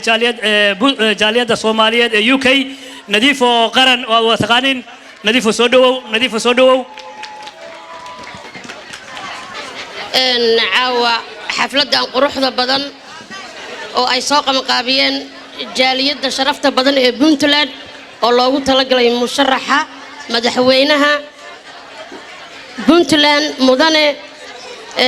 Khaliif Ciise mudan oo aan leenahay mudane Khaliif caawa Soomaali weyn kuma kala harin gobol walba waa laga joogaa goboladii Soomaaliyeed haweenkii qaranka reer Qaatumo jooga reer Galmudug reer Hirshabeelle Jubbaland Koonfur Galbeed hadda caawa ummadda Soomaaliyeed aday ku wada timi caawa aad iyo aad ayay ummadda Soomaaliyeed ku soo dhaweysay gabdhaha xafladan quruxda badan soo qaban qaabiyay reer Puntland gabdhaha sharafta badan aad baan ugu salaamayaa marka waxaan ku leenahay guuleyso waxaan rabnaa inaad Garowe nagu soo dhaweyso haddaan nahay haweenka qaranka Soomaalida UK Garowe gobol guduudan loo dhigo casaan ah marka waxaan ku leenahay guuleysta sida aynaansa sheegay hadda waad ogtahay waa Puntland waa dhul nabadeed waa dhulka uduga waa soo dhaweynaynaa anaga ciyaal xamraan nahay marka waxaan u gudbayaa dhinacii guntii iyo gabagabadii barnaamijka ayaan u gudbayaa waxaan codfadiyaha u dhiibayaa gudoomiyaha jaaliyada Puntland ee UK mudane Axmed Sayruuq ayaan u dhiibayaa mudane soo dhow waa laba mas'uul oo runtii Puntland u soo shaqeeyay xilal kala duwan runtii u soo qabtay waxaan idin leenahay anoo ku hadlaya magaca jaaliyada Puntland oo gudoomiyaheedii ah ku soo dhawaada London ku soo dhawaada qalbi furan iyo gacmo furan sharaf bay noo tahay inaad noo timaadaan sharaf bay noo tahay caawa inaanu halkaan idinla joogno ka jaaliyadahaan annaga musharaxiinta noo yimaada waxaanu u soo dhaweynaa si siman oo musharax kasta iyo qof kasta oo magac iyo maamuus ku leh reer Puntland iyo Soomaaliba waxaanu u soo dhaweynaa si siman waxaana ku leenahay intii aan musharaxiinta oran jirnayo hankaaga Allah kula garab galo waxaad jeceshaan Allah ku sahlo waajibkayagii waxaan filayaa annagu inaan ka soo baxnay caaway oo jaaliyadii aysan cidna ka maqnayn hadday isim ahaan lahayd iyo haddii ay aqoonyahan ahaan lahayd iyo hadday saraakiil ciidan hore ahaan lahayd iyo hadday fanaaniintii Soomaaliyeed ahaan lahayd intaba mar kale mar saddexaad iyo mar afraad waxaan idin leeyahay musharaxa iyo generaalka soo dhawaada waana idin sagoontin doonaa insha Allah wassalaamu calaykum waraxmatullaahi wabarakaatu waxaan codfadiyaha u dhiibayaa generaal Cabdullaahi Axmed Jaamac si uu markaasi gabagabadii barnaamijkeenu ku soo gabagabayaan idinka oo mahadsan khudbadii musharaxa madaxweynaha ayaa ka dambaysa xafladda sharafta leh iyo qiimaha iyo qaayaha badan ee ku soo dhaweynayay muxuu ahaa lagu soo dhaweynayay murashax Khaliif Ciise Mudan aad iyo aad baan rabaa inaan idinka mahadnaqo oo mahadnaqayo kaliya qoladii soo qaban qaabisay waxaan u mahadnaqayaa dhammaan ka soo qaybgalayaasha oo dhan gaar ahaan gabdhaha Soomaaliyeed oo macmacaankan iyo xalwadaan iyo noo keenay meeshan quruxda badanna sameeyay waa ka xumay muxuu ahaa qolyaha reer Puntland malaa gabdhahay necab yihiin gabdhuhu inay halkan wax ka soo fadhiistaan bay ahayd laakiin insha Allah murashax madaxweynaha waxaan leenahay wasaaradaha u badi oo muxuu ahaa sida Abba Axmed haaf ka dhig baan leenahay waxaan rabaa inaan aad iyo aad ugu mahadnaqo dhammaan intii ka hadashay iyo intii ammaantay iyo intii u ducaysay murashaxa intaba waan u mahadnaqayaa waliba muxuu ahaa ugaas Umar Geelle oo da'da runta Khaliif noo sheegay maadaama ay iskuul ahaayeen aad iyo aad baan ugu mahadnaqayaa muxuu ahaa waxa weeye nasiib fiican buu leeyahay muxuu ahaa Khaliif waa nin soo halgamay Soomaaliya wax ka soo qabtay weyn Puntland wax ka soo qabtay weyn saddex madaxweyne soo dhisay waxa weeye hadal fiican baa ka dhacay duca ka dhacday abwaaniinta Ilaahay khayr ha siiyo way duceeyeen wayna madaaliyeen way dardaarmeen waxaan rajaynayaa dardaarankaas Khaliif inuu adkeyn doono waxaa lagu yaqaanaa Khaliif nin aan ka bixin ballanta uu galo nin aan ka bixin sidaad u sheegteen nin deeqsiya oo run sheeg badan oo masaakiinta u taageera oo muxuu ahaa baa ku sheegteen ma ugu hiilinayo muxuu ahaa saaxiibtinimada ugu hiilin maayo ma ugu hiilinayo inaanu kolliig ahayn ma ugu hiilinayo inaanu ahayn muxuu ahaa isku difcad ahayn laakiin waxaan ugu hiilinayaa inuu maanta mudan yahay inuu hoggaanka u qabto Puntland oo meesha ay ku sii socoto iyo meesha ay taallo uu ka qaado ayaan ugu hiilinayaa waa nin aan ugu ku barannay dhaqan hagaagsan inkastoo saraakiisha dhaba ay muxuu ahaa dhaqan hagaagsan leeyihiin amni iyo ammaano ayuu muxuu ahaa halku dheggiisu yahay ilaahayna qur-aankiisa wuxuu ku yidhi لإلاف قريش إلافهم رحلة الشتاء والصيف فليعبدوا رب هذا البيت الذي أطعمهم من جوع وآمنهم من خوف marka dadka in caloosha loo buuxiyo oo shaqo loo abuuro oo mushaar la siiyo amnigoodana la sugo labada wax bay ilaahayna u qabtay iyana ay u baahan waa nin labadaba aan ugu kalsoonahay inuu si hufan iyo si hagaagsan inuu uga soo bixi doono ما وقت قال عريري مرة إلى سيباك لكن نكل هذا إنا بريد عبد القادر بريد بهجرينه بيساني فالحاجة يسكت سكران لا إله إلا لا إله إلا الله محمد رسول الله يعني بريد على أي حال حنشيجي وأربعين أنا أنت كبر عن شيجين إنا شيء إنه نصيبه هلي محاها شنك هالك فدية نوينا يوزير كي هو رفافته محاها عبد على عسكر يعني جو وزير لا هين إنه أنت سو وزير أيدين عيسى فديان وحي أمه شين عيسى رال نمد لقيه هي رالي الدوبة محاها يوزع بالخير يو عبد على عسكرنا هذا صدق النوع بويس كتير هرتي اللي ورجري على أي حال مركب معها إن نكا نمعيا سواء تريوا مقدم بدحويني أهلا وسهلا الحمد لله رب العالمين إلهي رونا كدقو أبانكم هالنقيا أبوانك يا أبوان هذا دلنتير يا دمان معها فنانين تا صوماليات يعني كره هذين اللي سودوي فنان كيسي بلاد السيي waxaan rajaynaynaa saad ugu tashabaa baanana ugu toolaynaa maash anu wasiirna ka noqon maayo dawladdiisa muxuu ahaa wasiir xigeenna ka noqon maayo wasiir dawladna ka noqon maayo laakiin inaan kursika aan ku hubsanno baanu ku khasbannahay waxaan ugu khasbannahay waxa weeye waa ninkaan is leenahay wuu ka saari karaa maanta dhibaatada taalla maxay ahayd meesha la yiraahdo Puntland not only Puntland Somalia dhanba waxa weeye Puntland haddii ay hagaagto inta kalena way hagaagsan insha Allah rabbul caalamiin isku wadka dadka hadda uu ka hadlayay Xasan Cabdi Caynaasha khayr Allah siiyo waa bil khasab in la isku wado waana la isku wadaya bidmillaah alkariim Soomaaliya ma kala tegayso mana kala foga waa hal qoys waxa weeye حتى قبيل مقادو مركا لو ايغو افريكا انتيدا كلاتو حتى ترada ay tahay maxaa baalkii marka wax lagu kala tagaya ma jiro waa inaan yaabtigi iyo inaan awowii inaan iyo seedigi iyo sudagi inteena tan hadaan imika isu abtisano dhamaan wax weyn isu noqonayna ala ay xaal waa dardaaran fiican waa qaadanaynaa waa ku hawlgalaynaa hadii la idmo intaas baan rabaa inaan iraahdo kadibna waxaan rabaa inaan soo dhaweeyo saaxiibkay General Khaliif Ciise Mudan waa murashax madaxweynaha 2019 Puntland ilaahayna ku guuleeyo salaam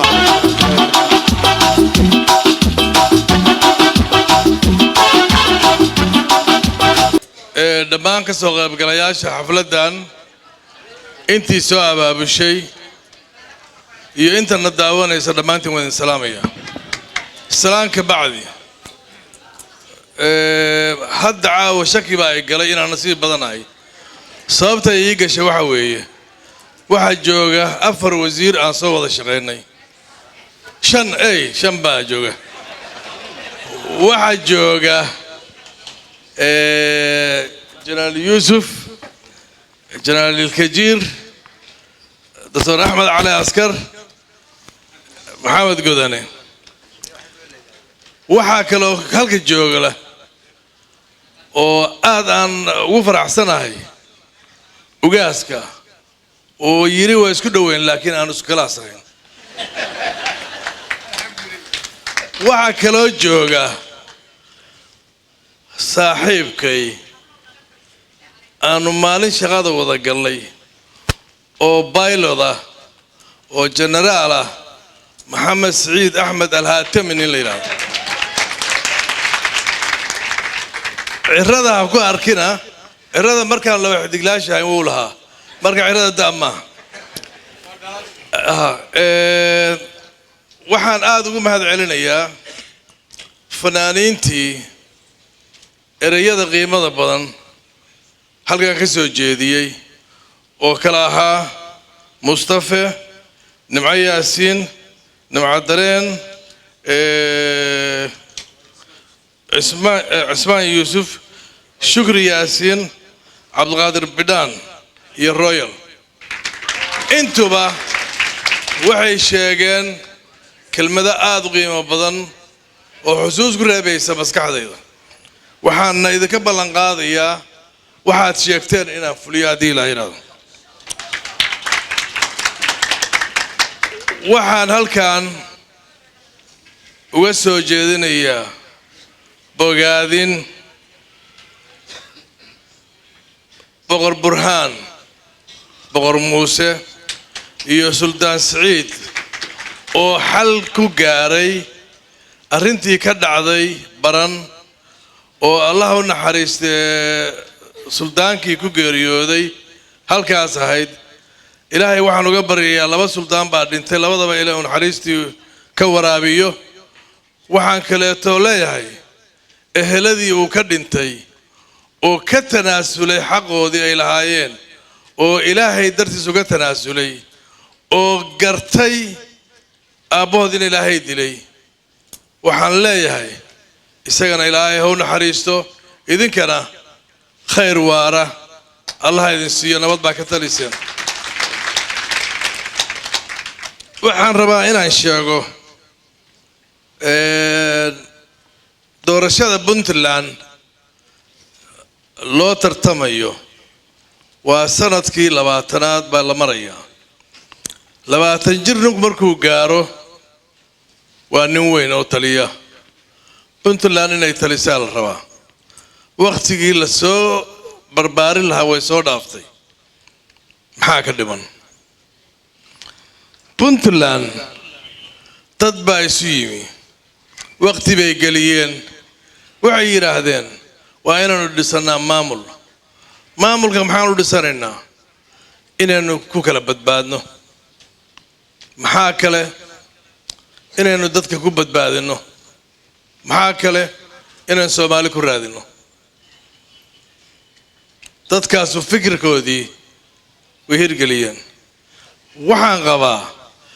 dadku hadday tashadaan oo tala gaaraan taladaa ay gaaraan maalintaas waxaa la rabaa in la sii wado oo meesha laga sii wado maaha inay dib u noqoto ama ay meeshii dhaafi weyso ama meesha ku godo maaha waxaa qorshuhu ahaa in nin walba oo meeshaa soo mara uu meel gaarsiiyo oo ay noqoto qoriisu dhiib oo halkaas hore looga socdo waa la soo dadaalay madaxdii soo qabatay xukunka puntland kuwoodii dhintana allah u naxariisto kuwooda noolna caafimaad allah siiyo madaxweyne maxamed cabdi xaashi oo maraykan ku xanuunsanna ilaahay waxaan ka baryayaa caafimaad inuu siiyo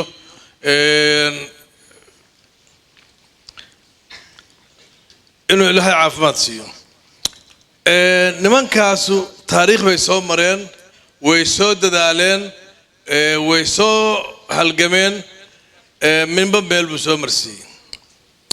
laakiin waxaad moodaa hadda waqtigeenu ku jiro inay hoos u dhacday wixii oo maxaa hoos u dhacay waxa u dhacay amnigii waxa u dhacay xuduuddii aanu lahayn oo la rabay puntland in la ilaaliyo oo madaxweyne walbii ku dhaartay inuu badbaadiyo inayan badbaadsanayn waxa hoos u dhacay dhaqaalihii ummadda inuusan meeshii loogu tala marayn oo maanta aynu joogno la leeyahay airboorkii baa la qabsaday oo maxaa loo qabsaday mushahar askar la siin waayey ilaah baa idinku dhaarshay 20 sano ka bacdi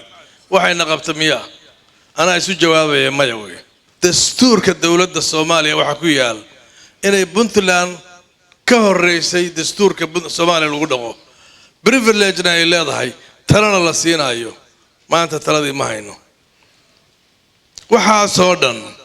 waxay u baahan tahay in wax laga qabto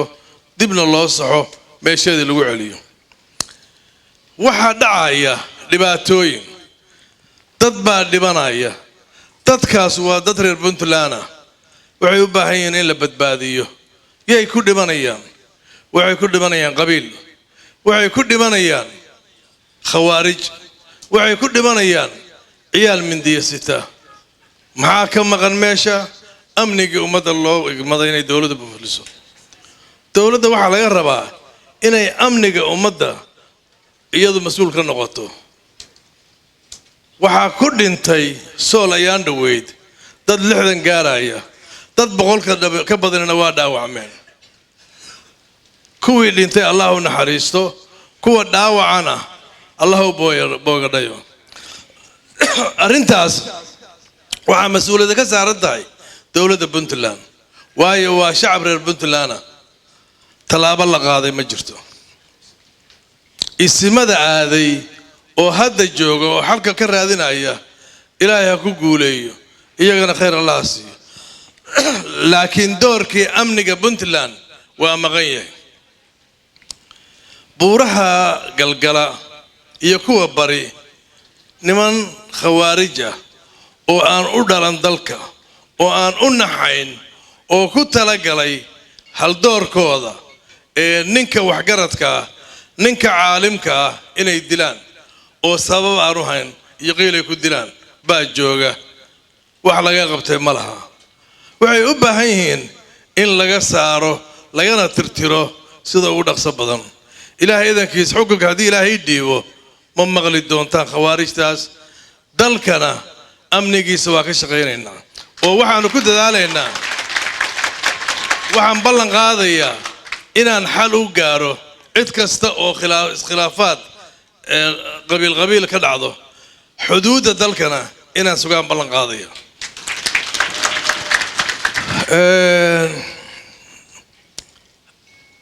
ciidamada aanu leenahay waa geesiyaal halgamay aad naftooda u horay. habeen dhaweyd maraan joogay Garowe baan waxaan tagay meel askar baan la sheekaystay. waxaan bal ii warrama. waxay yiraahdeen halkaan aanu joogno waxaan u joognaa xaaskii baanu biil siin weynay, oo iskoolkii baan ka bixin weynay ciyaalkii, oo gurigii kiradiisa aan bixin weynay, oo nalkii baan bixin weynay, oo biyi baan bixin weynay. oo maxaa dhacay? 2 sano iyo bar baa mushaar naga maqan yahay. xalana madaxweynuhu wuxuu yiri baa la yiri wax la igu leeyahay ma laha. askarigaasu intaas intuu ka fakaday buu frontiga aaday oo wuxuu u bareeray inuu dhinto, inuu dhaawacmo, oo dhaawiciisa iyo dhimashadiisa cid ka fikiraysa uusan ogeyn, oo mushaarkiiba hadduu waayay hadduu dhaawacmayaa u dana. dowladdaydu waxay ka fikri doontaa in askartaas la daryeelo, xuquuqda ka maqan iyo tay lahaan doonaanba aanu siino. waxaan ballan qaadayaa inaan u dhisi doono cusbitaalo u gaara. waxaan ballan qaadayaa kooda dhaawacma inaan daryeelo ilaa meesha u dambaysa. kuwa dhintana carruurtooda inaan daryeel u sameeyo oo aan ka fikiro noloshooda iyo meeshay gegsanayaan. waddankeenu wuxuu leeyahay dhaqaale fiican, khayraad fara badan. maxaa ka mid ah kalluunka badda. badda eenu leenahay waa 1330 kilomitir. waa 3 meelood oo meel badda Soomaaliya. markaasaa misna ilaahay wuxuu ku manaystay khayraadka ugu badan oo meelaha ugu kalluun badan bay ku jirtaa geeska Afrika. kalluunkaas maraakiib sharci darro ah baa gashay oo lagu ogyahay oo ka kalluumaysata. cid wax ka qabatana ma laha. markaasay waxay qaataan wax alla wixii kalluun ahaa. dowladda cashuuri kama soo gasho, royalty kama soo gasho, dekedaha lama keeno. wax laga ogyahay ma laha. 2 qof baa u kala dulaala iyo cid kale, xoogaa baa laga qaataa, baddaa la geliyaa. xaaraam wey. xoolaha ummadda waxaa loo dhaartay in la ilaaliyo, waana waajib in la ilaaliyo. waxaan idin ballan qaadayaa markab aan sharciyeysnayn oo aan dekeda Boosaaso soo gelin, oo markuu baxayo iyo markuu soo gelay aan soo gelin dekeda, oo aan laga qaadan wixii lagu leeyahay inuusan ka kalluumaysan baddaan. waxaa ku xiga kalluunkeenna. kalluumaysatadeennu waa dad danyara. kalluunkay soo kalluumaystaan meelay geeyaan ma helaan, meelay ka urursadaanna ma helaan. ilaahay idankiis waxaan u samaynaynaa meelo lagu kaydiyo kalluunkaas, aanuna ka geyno suuqgeyn ugu samayno, caafimaadka kalluunkaasna aan kaga fikirno ilaahay idankiis. waxaa ku xiga xoolaha nool xoolaha nool nin saaxiibkaya wuxuu dhihi jiray haadaa dahab abyad kan waa dahab cad buu dhihi jiray waa runtiisa dahab cad waay xoolahaana aynu haysano waa kabitalka aynu leenahay ugu weyn weeye xoolaha aynu haysano ma haystaan dhakhaatiir fiican ma haystaan daawo fiican ma haystaan meel lagu xirmeeyo oo loo xirmeeyo ma haystaan biyo meel loogu celiyo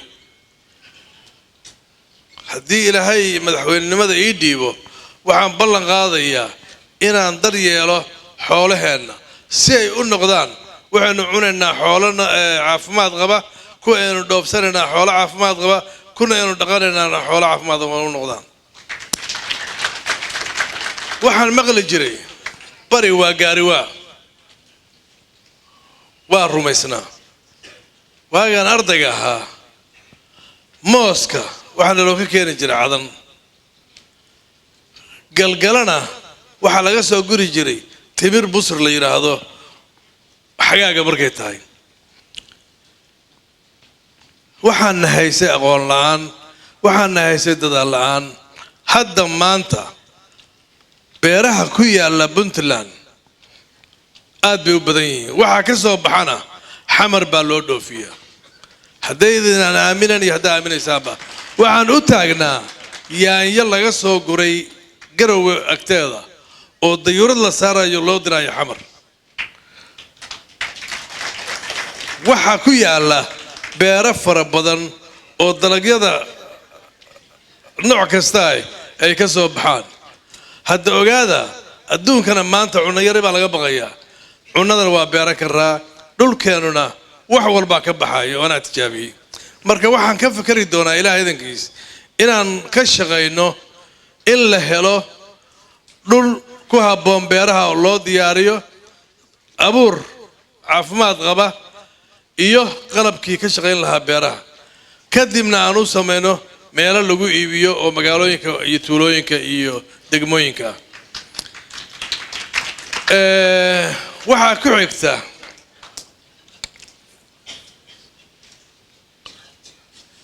waxaa jirta wax ka baxaa puntland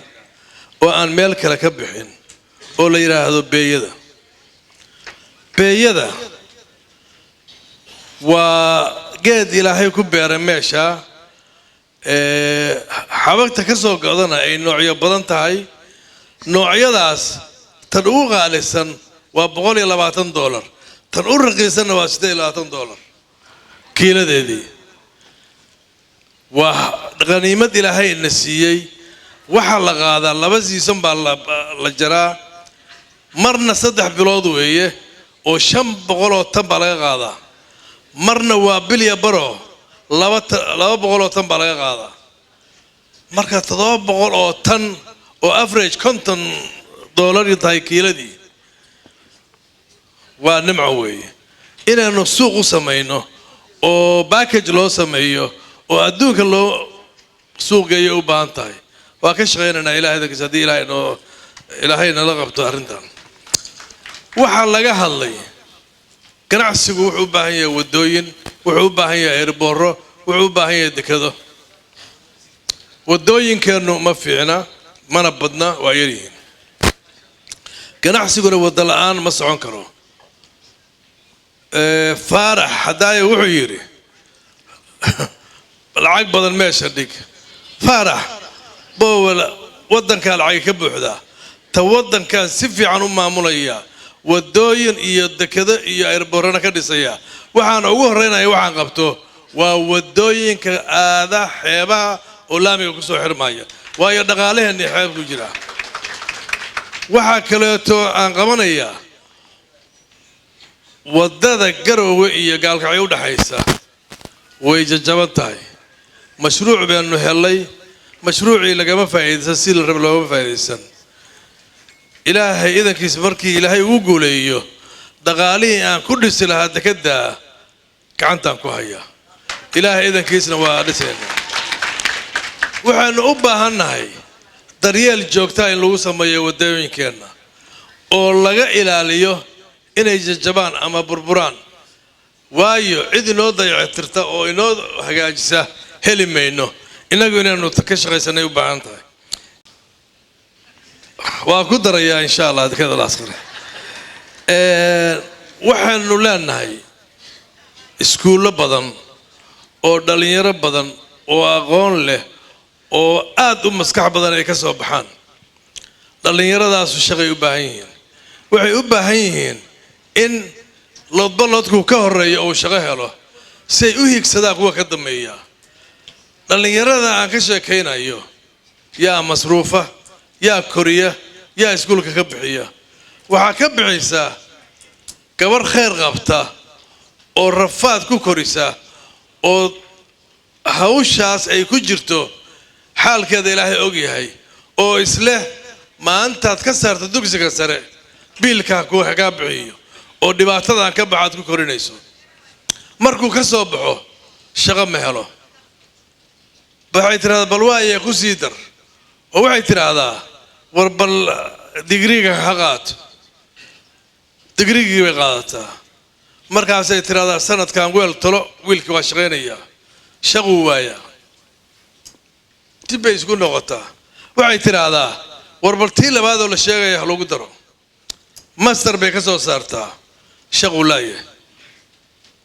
miyayan dembi inagu ahayn arrintaasu in dhallinyarada saa loogu dadaalayo oo saa loogu rafaadayo inay shaqo waayaan shaqana loo heli karo waxaan ballan qaadayaa inaan dhallinyarada ka soo baxda iskuullada laga bilaabo secondariga ilaa jaamacadaha aan shaqo siiyo oo aan cid kasta oo ka shaqaysa dalka ka hormariya iyaga sababtoo ah iyagaa u xaq leh iyagaa ah madaxdii berri inay noqdaan siyaasiyiin inay noqdaan maamulayaal inay noqdaan maayaro inay noqdaan barasaabyo ballan baan idin qaadaya waxaa kaleetoo jirta dumarka puntland boqolkiiba 65 weeye haddayan ka badnayn baarlamaanka waxaa kaga jira 2 gabdhood inta kale waxay sugayaan shaqo inay qabtaan shaqada ay qabtaan aad bay u yar tahay golaha wasiiraday ku yar yihiin waxay ku yihiin maamulka wasaaradahay ku yar yihiin waxay ku yar yihiin meel kasta oo dowladda looga shaqeeyo waxay ku yar yihiin shirkadaha private-ka ah oo dalka ka shaqeeya bay ku yar yihiin waxaan ballan qaadayaa inay ka helaan saamigooda shaqo kasta oo dalka jirta ma tan wasaaradda ilaa shirkadaha kuwa u shaqeeya ballan baan qaadayaa inay helaan xaqooda waxaan markaa hadalkaa sii dheerayn maayo waxaan ku soo koobayaa soomaaliya caawa halkan waa la wada yimi baa la yidhi aad bay ii farxad gelinaysaa soomaaliya waa dalkeenna waa dadkeenna in aynu ka fekero sidii soomaaliya looga saari lahaa balaayadan ku habsatay oo meel walba dagaalka iyo dhibaatada ka jirta laga saaro oo la mideeyo oo soomaalidan arki jirro soomaalida ahayd aynu soo celino oo laga fekero inaynu dowrkii lalahaa qaadanno waa ka shaqaynaynaa laakiin tan aan maanta u taaganahay waa puntland waxaan ballan qaadayaa markaan puntland hagaajiyo oo aan dhinac walba ka hagaajiyo oo xuduuddeeda sugo oo amnigeeda sugo oo dhaqaalaheeda ka shaqeeyo inaan soomaali weyn raadiyo taasoo dastuurka ku jirta waxaan idinka codsanayaa inaynu kulligeen ka fekero sidaynu dalkeenna isugu keeni lahayn soomaali sidaynu puntland u dhis lahayn sidaynu u horumari lahayn waddankeeda waxaynu ku soo jirray muddo 20 sano ah xildhibaano 66 oo ilaaliya sharciga kana mas-uula ilaalada sharciga wax badan bay soo qabteen shuruuc badan bay dejiyeen khayr allaha siiyo markaa waxaynu u baahannahay inaynu tallaabo kala qaadanno oo u gudubno in qof walbi codkiisa doorto wax ku doorto oo uu soo doorto maayarka barasaabka la doorto madaxweyne ku-xigeenka la doorto madaxweynaha la doorto oo qof walba oo reer Puntland uu bixiyo codkiisa kuna doorto qofkii uu isleeyahay waa u qalmaa dalka waxaan ballan qaadayaa inaan hirgelinayo arrintaas sanadka u horeysa gudihiisa weliba 6 bilood oo u horeysay haddii la yiraahdo waxaan si gaar ah ugu mahadcelinayaa Master Caynaanshe oo Soomaalinimada ka hadlay runtii waa wax qiimo badan ballankaad weydiisatay ilaahay waa fulinaya waan arki doontaa mar raba hadalka intaan ku dheeraado waxaan mar labaad mar saddexaad mar afraad u mahadcelinayaa dhammaan inta ka soo qayb gashay weliba si gaar ah waxaan ugu qayb galinayaa odayaasha dhinacayga fadhiya oo iyagoo qaarkood xanuunsan yihiin isa soo tiilay si ay ixtiraamaan oo halka yimi waxaan aad ugu mahadcelinayaa fanaaniintii qaaliga ahayd oo aanan ilaaweyn kelimada yiraahdeen oo halkan inooga soo jeediyey kelmado iyo erayo qaaya leh waxaan u mahadcelinayaa hablaha halkan fadhiya dhammaantood oo ka kala yimi haweenka Soomaaliyeed meel kasta ay joogaan bay isugu yimi waxaan u mahadcelinayaa intii soo abaabushay xafladan iyo intii fikirkeeda lahayd oo ka shaqeysay waxaan idin leeyahay waxaan ballan qaadayaa inaan ka shaqeeyo sidaan u difaaci lahaa amniga Soomaaliya waxaan ka ballan qaadayaa intii aan hortiina ka ballan qaaday inay siday tahay u fuliyo ilaahayna waa marxaanti idinkuna marxaanti baa tihiin waxaan kaleeto oo aan ku soo gabagabeynayaa asxaabtaydii ilaa airboortka aanu nimi ilaa maanta nala socotay oo saaxiibo badan ahaa waxaan aad u mahadcelinayaa jaaliyadda Soomaaliyeed iyo tan Puntland oo intuba abaabulka hawshan ka mid lahaa waxaan aad ugu mahadcelinayaa walaashay Khaatumo oo tiri waligay ma iman xaflad Puntland oo caawa timi waa guul weeye walaashay aad baan kugu mahadcelinayaa adiyo tiimkaaga waxaan rajaynayaa inaan wixii ka dambeeya saa u wada socono oo hal tiim ahaano kulligiin waa idin mahadcelinayaa ma malayn karaysaan saan u jeclaa inaan sii hadlo laakiin misna waxaan rabaa inaan tixgeliyo dadka waaweyn oo meesha fadhiya hablaha hooyooyinka carruurta ka soo tegay iyo dadkiina kale shaqooyin qaarkood inay jiraan leeyihiin ay suurtoodo waxaan idin leeyahay Soomaaliya ha midowdo Soomaaliya ha guulaysato Puntland ha horumarto assalaamu calaykum waraxmatullahi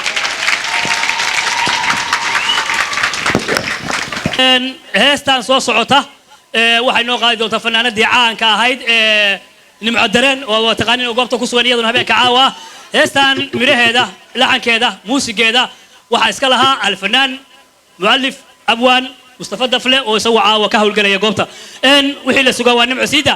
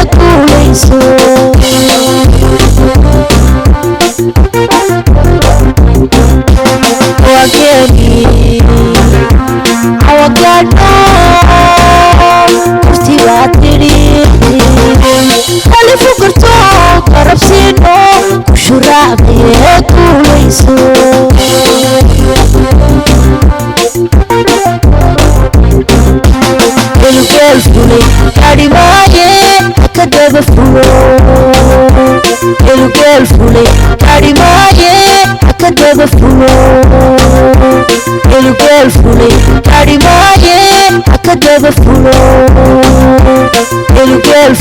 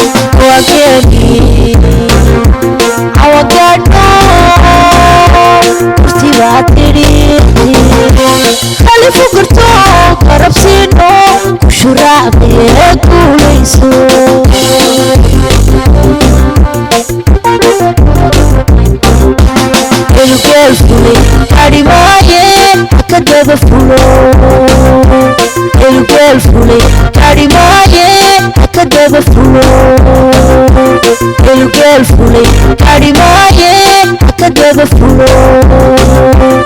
الجال فولي كاري مايه أكدب فولو